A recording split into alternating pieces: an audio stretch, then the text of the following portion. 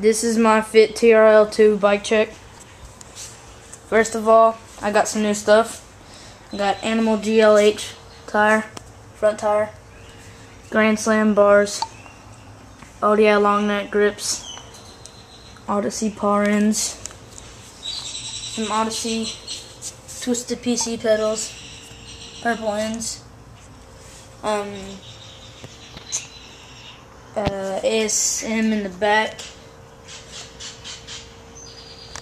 and all the other stuff I've had in my other bike check, which would be my seat, Shadow Conspiracy seat, my yellow chain,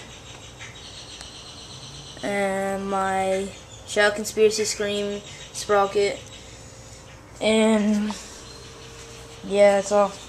And my Odyssey brakes.